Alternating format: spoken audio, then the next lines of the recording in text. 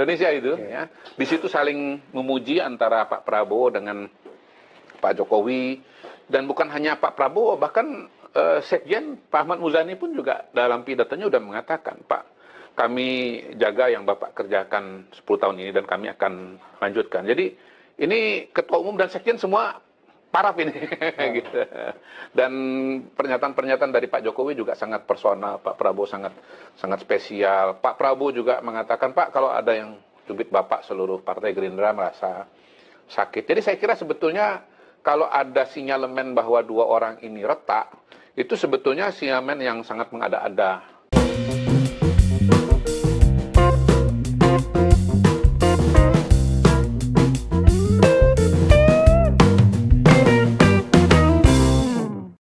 Assalamualaikum warahmatullahi wabarakatuh. Shalom, Om Swastiastu, Namo Buddhaya, salam kebajikan.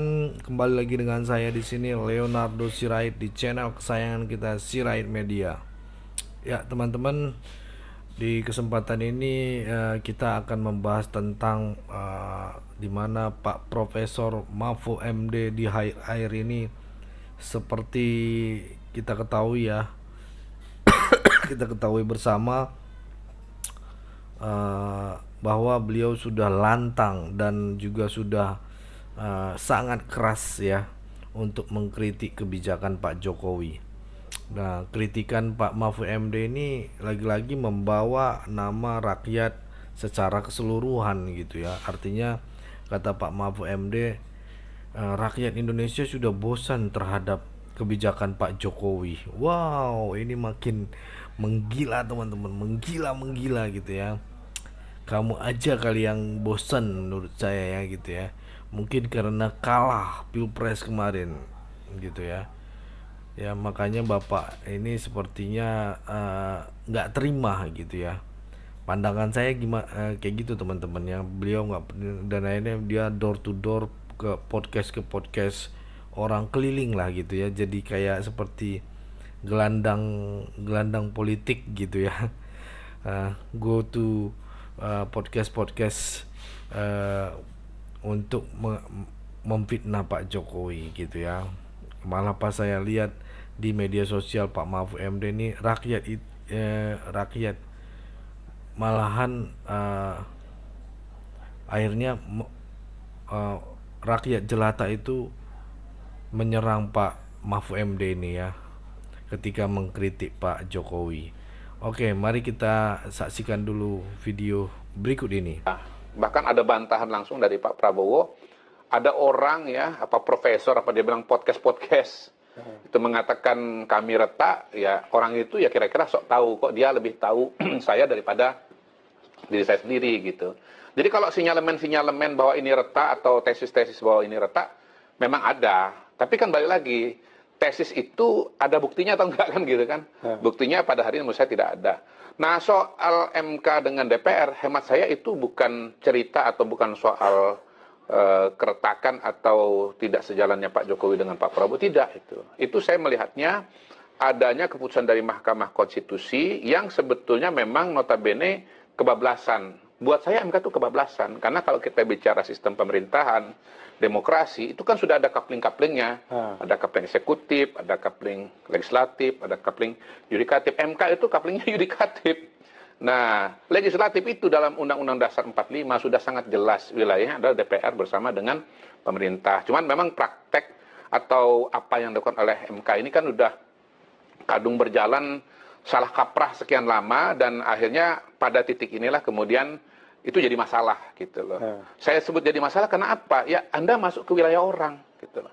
Ketika Anda menulis pasal, bikin norma-norma ya, yang wilayahnya DPR, ya itu akan menciptakan anarki ketika DPR sebagai lembaga yang berwenang juga menulis pasal-pasal gitu. Hemat saya itu dinamika antara MK dengan DPR gitu. Bang, yang di Gerindra itu yang menarik tadi sempat Abang juga singgung soal pernyataan Pak Prabowo. Kalau Pak Jokowi yang dicubit, Gerindra yang sakit. Abang memaknai itu seperti apa? Ya, saya memaknainya bahwa Pak Prabowo itu memang sangat bela rasa kepada Pak Jokowi. Pak Prabowo itu betul-betul begitu masuk ke dalam pemerintahan mendukung Pak Jokowi sepenuhnya. Itu kita lihat misalnya pada saat COVID melanda Indonesia, Pak Prabowo termasuk orang paling depan loh, menurut saya, yang membantu penyelesaian masalah ini. Bukan hanya kemudian mendukung TNI misalnya berperan dalam penanganan masalah COVID, vaksin dan seterusnya. Beliau sendiri menjadi orang yang paling depan soal vaksin. Bahkan pakai vaksin Nusantara, vaksin dalam negeri. Gitu. Nah, kalau beliau itu beda pendapat atau beda arah dengan Pak Jokowi, ada dua kemungkinan yang dia lakukan. Pertama, dia pidato terbuka nasional, menolak vaksin, menolak COVID gitu ya. Dan itu pasti kekacauan yang akan terjadi karena Pak Prabowo ini pendukungnya sangat besar.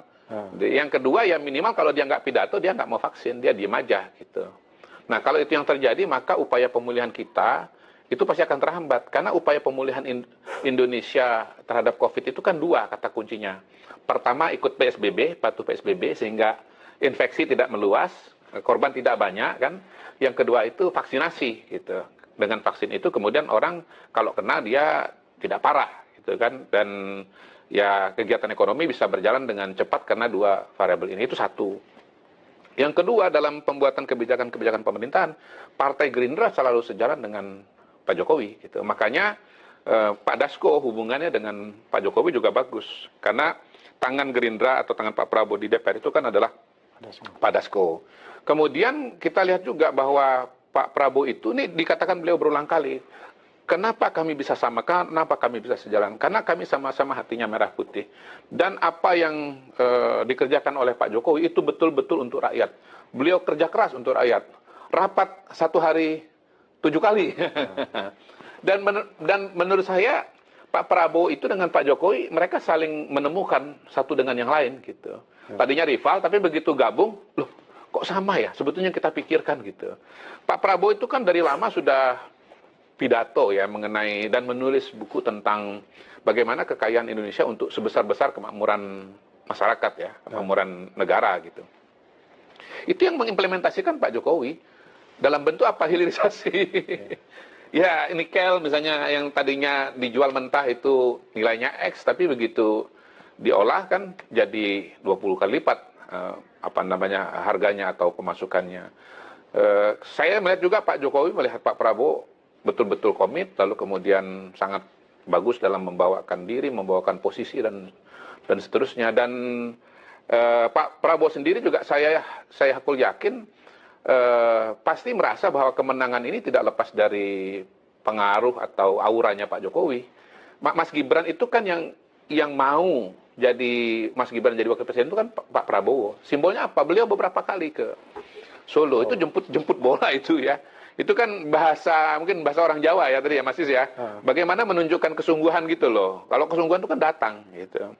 Dan Pak Prabowo ya matematikanya jalan bahwa saya ini 2 kali maju suaranya nggak sampai 50%. Pak Prabowo itu kan nggak menang karena kurang suara. Gitu. Suaranya banyak nggak Pak?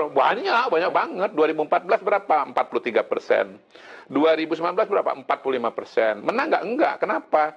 Karena kurang dari 50%. Nah, dia mau dapat sisanya dari mana? Ya gampang aja. Ambil dari orang yang dapat atau sudah meraih angka lebih banyak daripada dia. Dia mau cari dari mana lagi? Nah, itu yang mungkin nggak banyak dipahami oleh orang, bahwa ini matematika sederhana saja gitu. Dan dia yakin bahwa cara paling ampuh untuk membuat tambahan suara itu ke dia adalah dengan Mas Gibran sebagai ya salah satunya simbolnya Pak Jokowi gitu loh. Dan itu terbukti sangat benar bagaimana begitu berpasangan. Saya ingat ya, saya survei bulan Oktober itu. Begitu berpasangan, baru aja berpasangan Prabowo dengan Gibran, tuh suara udah naik 5%. Gitu. Baru tuh 5%. Dan trennya habis itu naik terus. Sampai akhirnya pada bulan Februari itu 58,58% itu. Jadi hemat saya tesis-tesis yang mengatakan bahwa Pak Prabowo dan Pak Jokowi ini retak atau bermusuhan, itu adalah upaya-upaya orang yang nggak senang dengan bergabungnya, bersatunya Pak Prabowo dengan Pak Jokowi. Dan saya melihat Pak Prabowo itu di depan sekali dan sangat eksplisit, sangat sungguh-sungguh menunjukkan pembelaannya kepada Pak Jokowi. Bang, kalau ini diartikan bahwa Pak Prabowo ini sangat berharap sekali bahwa sampai 20 Oktober itu memang dia berharap stabilitas politik ini benar-benar sok. Pasti. Jadi ada kekhawatiran juga bahwa muncul istilah ada huru hara sehingga terjadi guncangan stabilitas politik. Ini kan karena yang lagi beredar ini kan katanya nanti di bulan September ini ada goncangan politik. Akhirnya terjadilah presiden bisa mengambil keputusan sesuai dengan konstitusi menetapkan darurat keadaan darurat dengan dekret kembali ke UUD 45. Ya, memang begitulah ya realita kehidupan sekarang kan ini ada namanya dunia maya, ada dunia nyata. Antara dunia maya dengan dunia nyata ini kadang dekat tapi kadang jauh banget gitu. Jadi cerita mengenai kerusuhan Pak Jokowi akan terjungkal segala macam dan seterusnya itu kan cerita yang berulang terutama dari teman-teman yang kritis kepada Pak Jokowi. Saya dulu pernah mungkin beberapa tahun yang lalu ada teman saya Sahaganda Nainggolan itu ya senior saya, ini Pak Jokowi paling lama 6 bulan. Ya saya ketawa gitu loh. Kenapa saya ketawa? Karena beliau ini paham nggak sih dengan sosiologi revolusi atau sosiologi demonstrasi massa atau kejatuhan rezim tuh?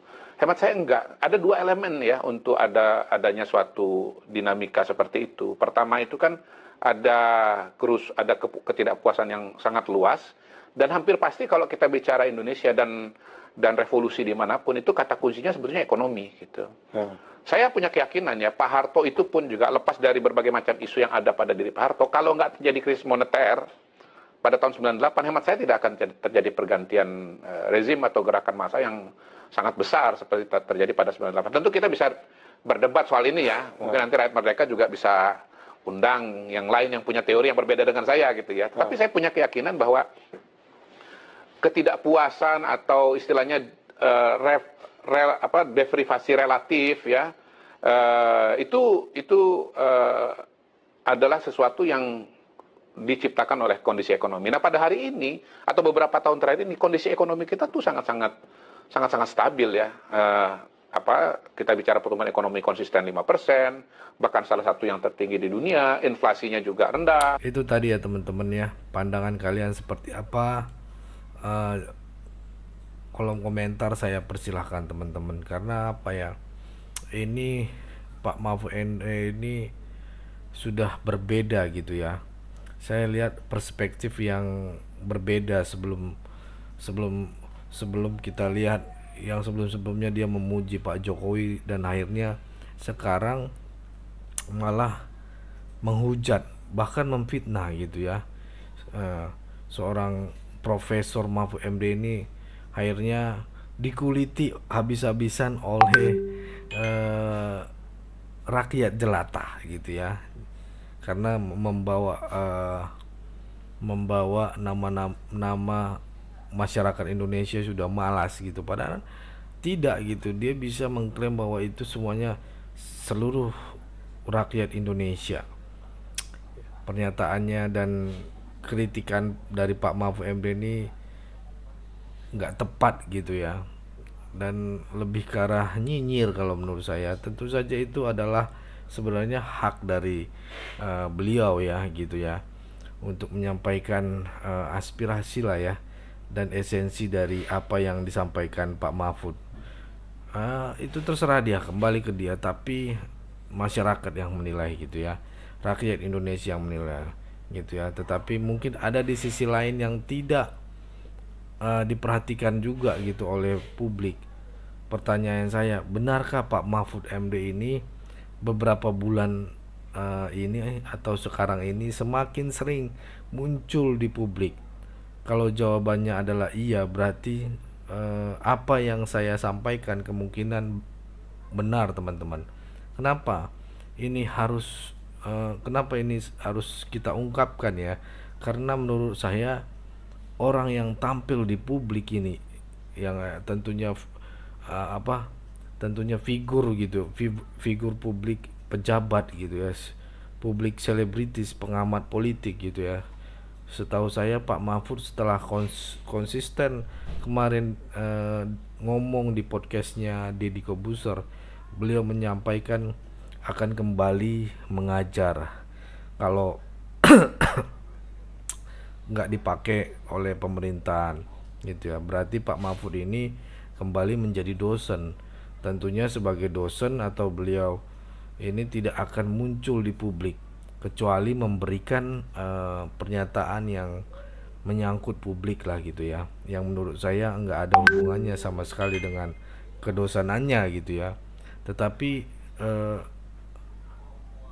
itu adalah hak beliau jika sekarang ini berubah profesi atau menyambi gitu ya, atau sekarang punya pekerjaan sampingan menjadi pengamat politik, ya monggo gitu, seperti Pak Ferry Hamzah, Pak Ferry Hamzari dan Mas RH ya, Rafli Harun ya.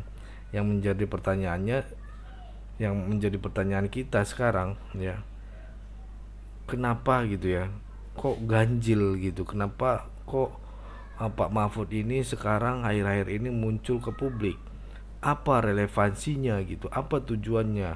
Dan menurut saya tujuannya adalah dia ingin cari panggung politik, fix, saya menetapkan itu. Dia ingin manggung lagi gitu ya, kayaknya nggak tahan lagi gitu hidup sendiri di lingkungan akademis gitu ya, jadi tidak tersorot kamera gitu, bisa menjadi pejabat negara, menjadi menteri kemarin, cawapres kayak kan, pasti kan sering diliput media gitu. Jadi dia merasa gatal gitu ya. Terus terang aja nih, menurut saya sekarang Pak Mahfud kalau menjadi akademis ya, mohon maaf, saya sebut sudah menjadi, bisa saya sebut sekarang menjadi gelandangan politik gitu ya. Kenapa? Karena kenapa sekarang gitu ingin naik panggung lagi gitu, naik panggung politiknya gitu kan, kepengen terkenal lagi gitu ya, kepengen tampil di media. Jadi kita akhirnya tahu niatnya Pak Mahfud MD ini udah nggak tulus gitu ya.